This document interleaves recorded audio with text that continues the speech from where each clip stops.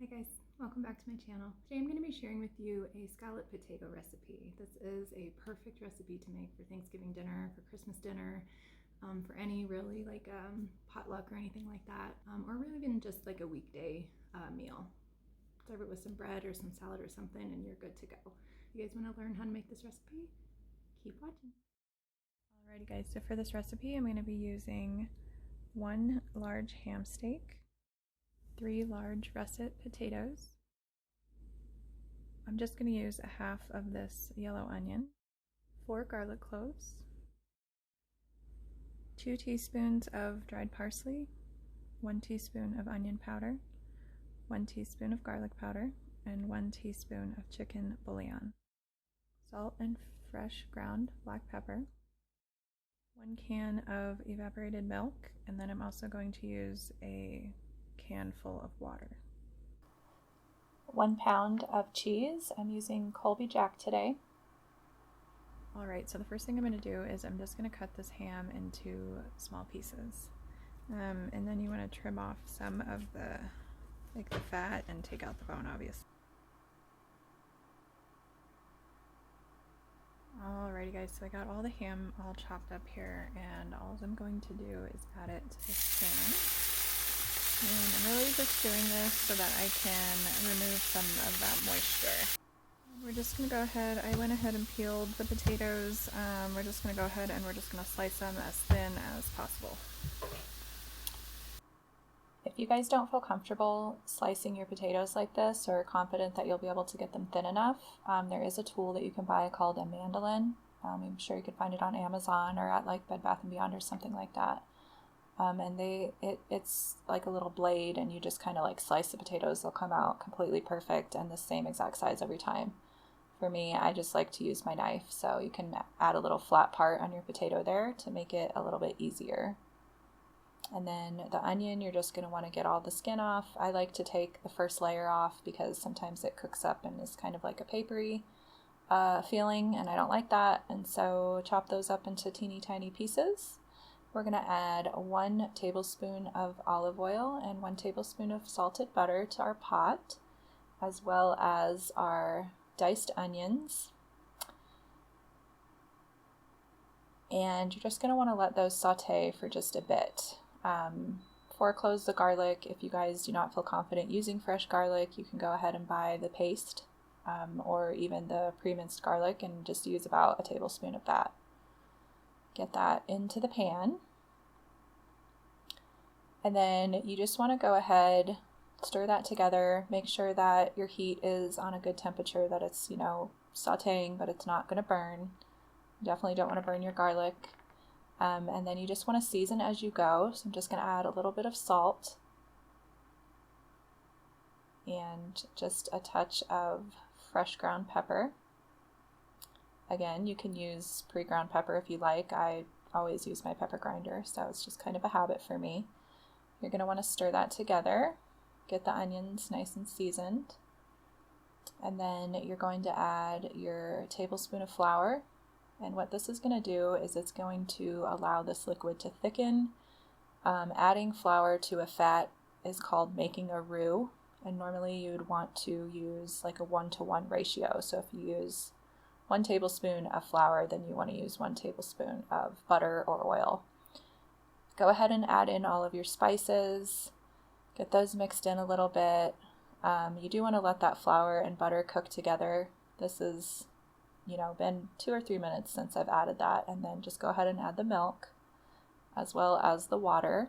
You could certainly use regular milk here. You could use a cream, a half and half, just any kind of milk that you have available. And then we're just going to let this come up to a boil. In order for something to thicken, when you add any kind of thickening agent, it does need to come to a boil to reach its full thickness.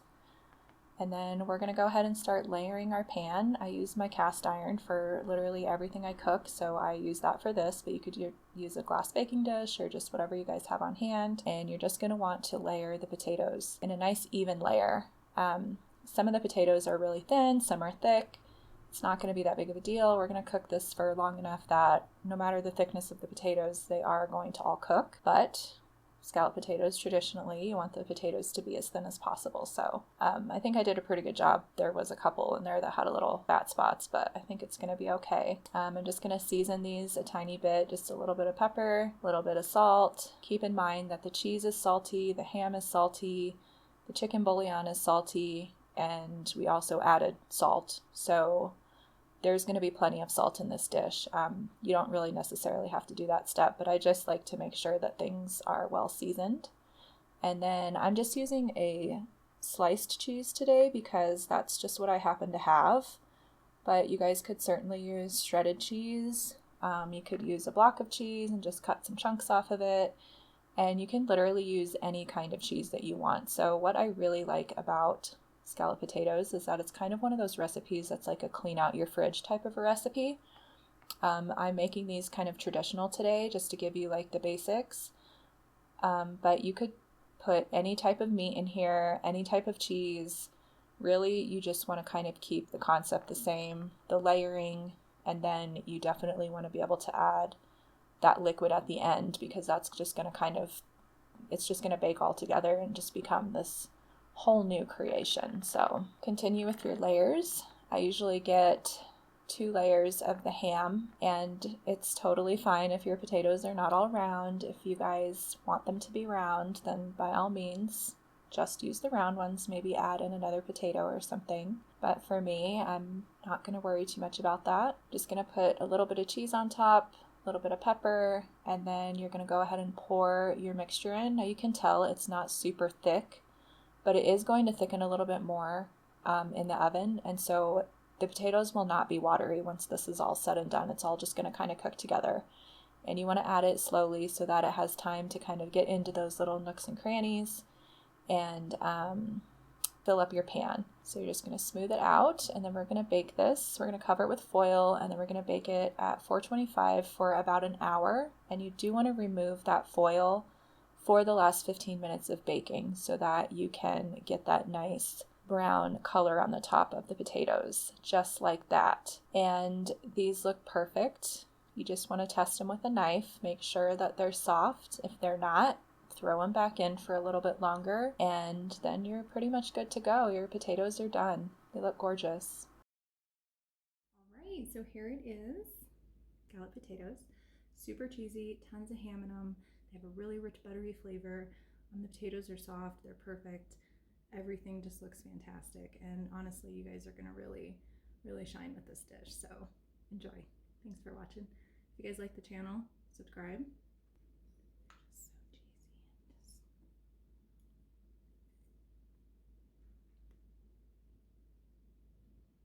cheesy.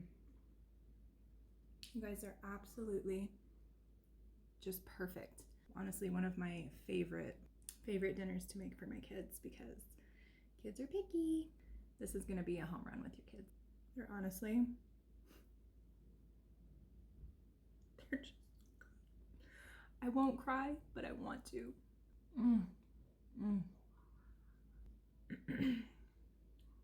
Absolutely fantastic.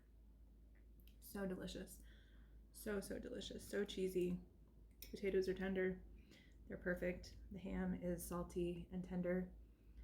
Cooking it a little bit beforehand just to kind of get rid of some of that moisture is really helpful because you don't want to add that extra moisture into your potatoes. So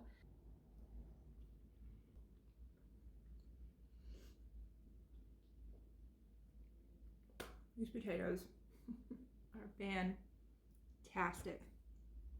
You guys, try this recipe, please. Just make it. Please let me know what you think about it. So yummy. So yummy. So yummy. Give me a thumbs up, subscribe, share it, like it. I got lots more recipes coming up for you guys. So have a great night. Thanks for watching.